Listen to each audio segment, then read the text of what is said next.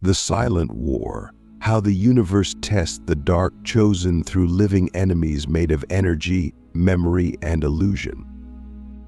Nobody tells you this when you begin your awakening, especially if you are what some call a dark chosen one. You were not born to be comfortable. You were not sent here to be saved.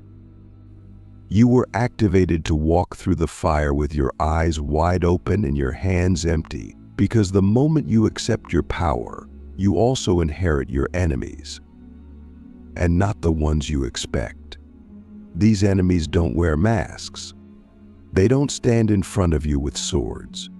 They live inside your proximity, inside your lineage, inside your thoughts. They are sent not to destroy you, but to extract your shadow power before you know how to use it. And the scariest part? They don't even know they're doing it. The first enemy is the familiar binder.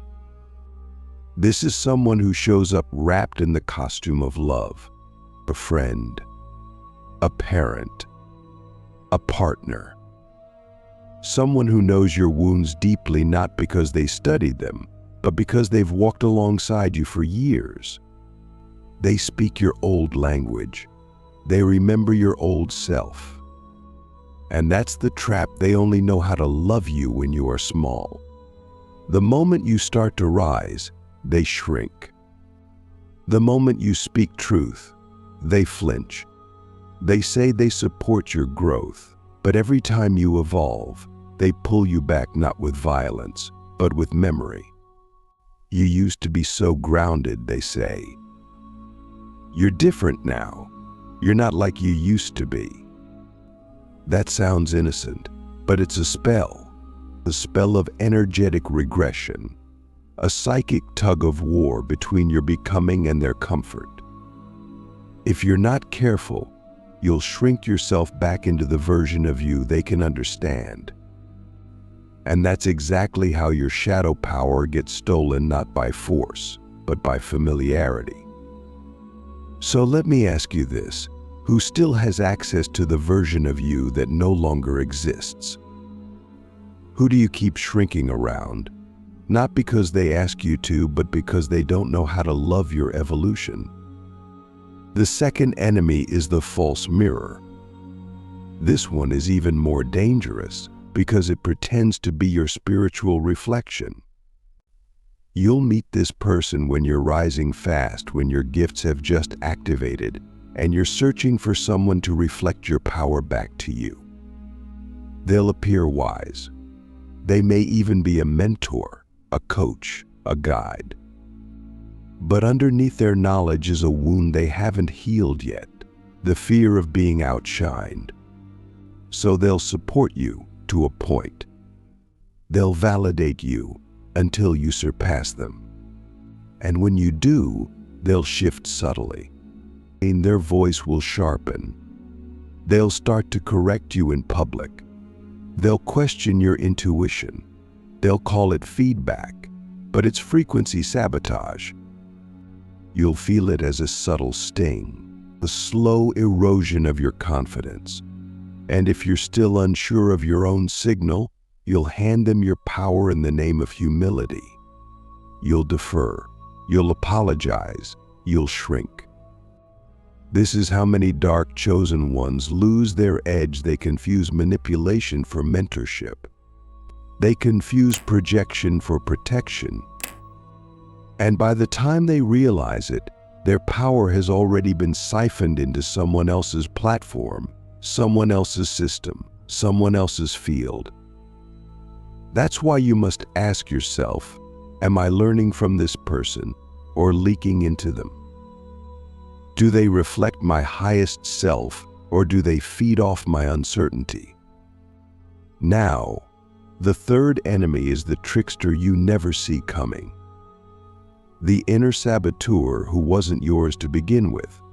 You inherited it, maybe from your mother, maybe from your father, maybe from a culture that taught you to fear your own voice. But this enemy doesn't speak in words, it speaks in doubt, in hesitation. in delay. It says, maybe you should wait a little longer. Maybe you're not ready yet. Maybe you should get another certification. Maybe someone else has already said this better. It wears the mask of logic, or of caution, of maturity.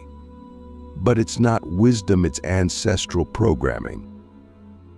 And if you listen to it long enough, you'll start to believe that your power is dangerous, that your intuition is unreliable, that your boldness is arrogance. And slowly you'll trade fire for politeness, truth for tolerance, mission for comfort. This enemy isn't trying to ruin your life. It's trying to protect you from rejection, from exile, from failure. But here's the truth. If you keep prioritizing safety over sovereignty, you will never activate your full shadow power. Because shadow power doesn't come from being liked. It comes from being exact, uncomfortable, uncompromising, unapologetically aligned. So here's the deeper question. Whose voice lives in your head when you hesitate to speak your truth? Who programmed your nervous system to believe that your truth is too much, too soon, too raw? These three enemies are not evil. They are engineered. They are part of the design to test whether you are truly ready to hold what you came here to carry. Because the dark chosen ones don't inherit their gifts, they earn them through resistance, through distortion, through spiritual warfare disguised as friendship, love, and logic. And the moment you name an enemy, you neutralize it. You stop explaining yourself to the familiar binder. You let them miss the old you. You let them grieve your evolution. But you stop participating in the performance of being who you were just to keep their love. You stop bowing to the false mirror. You thank them for what they taught you. But you no longer let their voice override your own signal. You learn to sit in your knowing without needing a second opinion. And you confront the inner saboteur not with anger, but with precision. You trace it back to its origin, and you say, this voice isn't mine. This fear isn't mine. This hesitation isn't mine. I return it to sender, with love but not with loyalty. Because loyalty to distortion is how empires of light collapse before they're even built. The enemies you face are not punishments, they're calibrations. They show up exactly when you're about to level up. They arrive not to stop you, but to ask a question: are you ready to be responsible for your own power? Not the sanitized version, not the polished one. The full, chaotic, uncontainable, truth-wielding version of you that doesn't fit into anyone else's paradigm. The final temptations, how the greatest threats to a dark chosen one arrive only after you win. There's a deception in the spiritual world that says once you awaken, once you reclaim your voice, once you rise in your power, then the warfare ends. That once you defeat the projections, the toxic patterns, the inner saboteur, you're free. But that's not how this path works for a dark chosen one. Because the truth is, the enemies that show up after you win are more dangerous than the ones that showed up when you were still asleep. These enemies don't try to stop your awakening, they try to hijack your power after it's already awakened. The fourth enemy is the false destiny. This enemy doesn't look like a threat. It looks like alignment. It sounds like success. It feels like momentum. It whispers, you've made it. But underneath, it's pulling you into a path that almost feels like your purpose, but not quite. It's 90% right, 90% aligned, 90% true. And that's why it's so dangerous. Because it doesn't pull you with fear, it pulls you with praise. You start getting invitations, attention, opportunities, people saying things like, "You're the one we've been waiting for." And you want to believe them. You've worked for this, you've bled for this, and yet something subtle feels off. You start noticing that your energy is leaking again, that your clarity is fading, that your fire is burning but not in the direction your soul intended. The false destiny is not a mistake, it's a test of refinement. It's what happens when the universe says, "Now that you've claimed your power, will you use it to become what they expect, or will you stay loyal to the truth that doesn't yet exist in the world?" Because real purpose is not popular. It's not always profitable. It's not always easy to sell. Sometimes your real mission looks like obscurity, like silence, like walking away from the very thing you built because it no longer serves your soul. So ask yourself this: am I walking the path of my deepest truth, or am I walking the path of least resistance that still gives me praise? Is this purpose, or is this performance in a more spiritual costume? The false destiny enemy doesn't take your power. It takes your precision. And without precision, your shadow power becomes scattered. You're still magnetic, but you're attracting noise. You're still radiant, but you're leaking light. You're still seen, but you're no longer felt. And that is how your mission becomes diluted, not with destruction, but with distraction. Now comes the fifth and final enemy.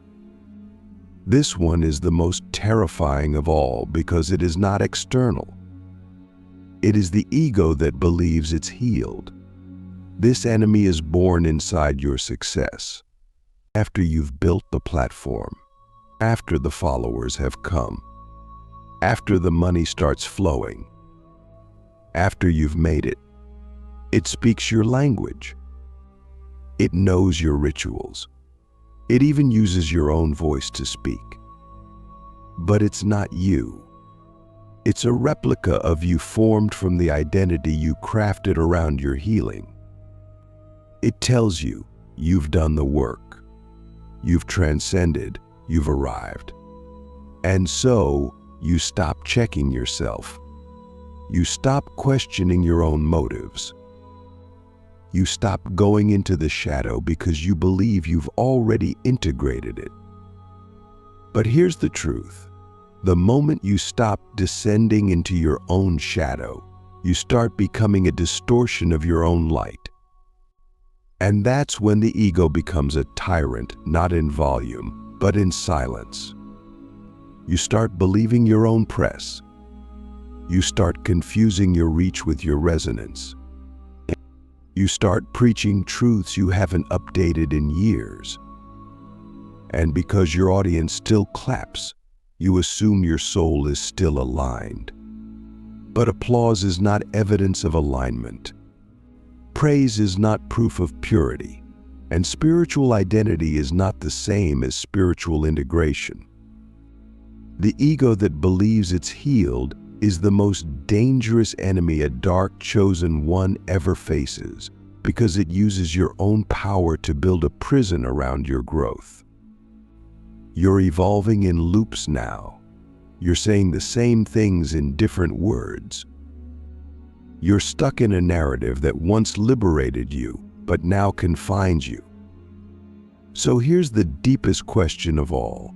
Am I still evolving into deeper truth? Or am I performing a version of myself that people already expect? When was the last time I let myself be wrong, be humbled, be cracked open again? This is the final test. Can you hold your power without becoming its prisoner? Can you stay in motion, even when your platform wants you to stay the same? Can you keep burning away the parts of yourself that feel safe but are secretly stagnant? You see, shadow power is not a destination. It's a state of eternal refinement. It's not about being strong all the time. It's about being brutally honest with yourself, even at the peak of your success. Especially then. The moment you stop questioning your own frequency, you stop growing. The moment you believe your own myth, you become the enemy you thought you defeated. And the moment you stop descending, you lose your access to the codes that made you powerful in the first place. So what do?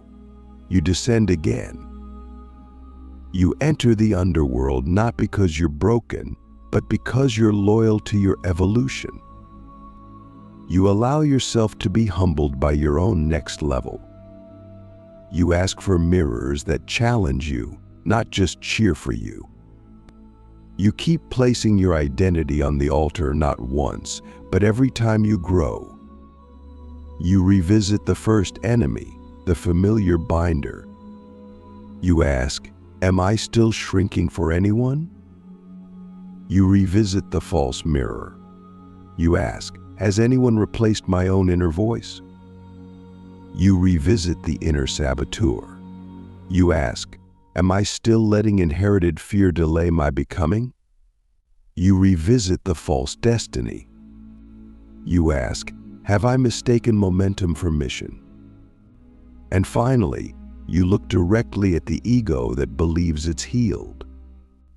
And you say, I'm still learning. I'm still shedding. I'm still becoming. That is how you break the loop. That is how you evolve beyond the enemies. Not by defeating them, but by outgrowing their frequency. You don't fight them. You transcend them through surgical self-awareness. You don't collapse in front of them.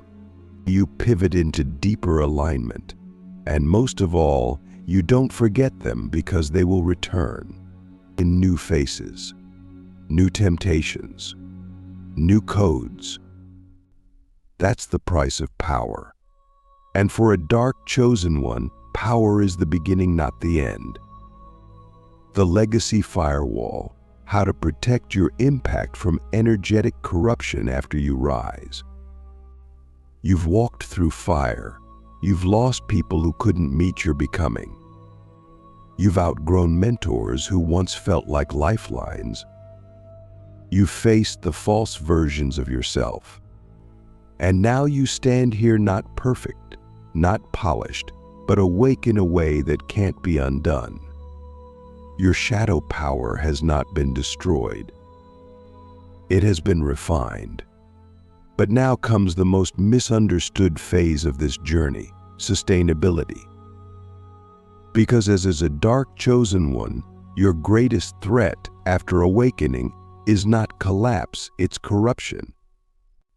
You see, most people think that once you reach a certain level of clarity, you're safe, that your field becomes untouchable, that the war ends. But here's the truth. The moment your power becomes public, it becomes a target not just for people, but for energetic systems that want to bend it, brand it, or bury it. Not with violence, but with subtle incentives, with applause, with offers that sound like alignment but feel like erosion, with communities that echo your truth but secretly want to own it. This is where you begin building your legacy firewall, not to hide, not to hoard, but to protect the integrity of your impact. Because your shadow power wasn't just meant to liberate you. It was meant to reshape the field, shift the collective, crack the code for others still trapped in the illusion. But if you don't create infrastructure around your clarity, your legacy becomes vulnerable. People will take your codes and dilute them. They'll repackage your medicine into something digestible but not potent. They'll name drop your essence in rooms you've never entered, and before you know it, your truth has been translated into distortion. So how do you protect what you've built? First, you stop broadcasting your frequency indiscriminately. Not everyone deserves to hear you raw. Not every container can hold your depth. You shift from being accessible to being precise. You don't teach for applause. You teach for transmission. You don't post for likes. You post for calibration. You don't speak to be heard. You speak to activate. And if the room can't hold your frequency, you leave it cleanly. This is what I call energetic curation. You don't just protect your energy, you protect the context in which it's received. Because context is everything. A sacred truth spoken in a distorted room becomes noise. But a single sentence, placed in fertile ground, can recode someone's entire field. You begin to choose your platforms, your partnerships, your projects not based on reach but on resonance. But it goes deeper. The second layer of your firewall is relational precision. As your power grows, so will the people who want to orbit you. Some will come with genuine desire to grow. Others will come to extract your clarity to stabilize their own confusion. They'll flatter you. They'll mirror you. They'll even offer to build with you.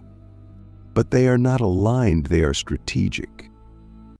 And if you're not careful, they will embed themselves into your world in ways that feel supportive until one day they start to steer your mission just a few degrees off course. That's why you must learn to sense energy before form. You ask, does this person amplify my coherence or subtly redirect it? Do they challenge me to deepen, or do they reward my stagnation? Are they here for the mission or for the proximity to power? And when the answer is unclear, you pause, you slow down, you observe. Because urgency is often a disguise for misalignment. And your legacy can't afford to be built on borrowed timelines. Let me tell you something almost no one will say out loud. You don't owe access to anyone who hasn't earned resonance. Not your friends, not your audience, not even your inner circle from 5 years ago. Evolution demands pruning, and pruning isn't cruelty, it's integrity maintenance. Now, the third and final layer of your firewall is the most advanced, mission over identity. This is where you stop building your legacy around who you are, and you start building it around what you're here to transmit. Because even your identity, dark chosen one, healer, oracle, teacher, can become a trap if it becomes more important than the frequency you're here to leave behind. Your mission is not your brand.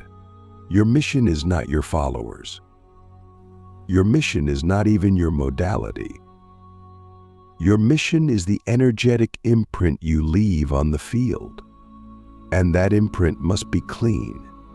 Not performative, not reactive, not shaped by validation.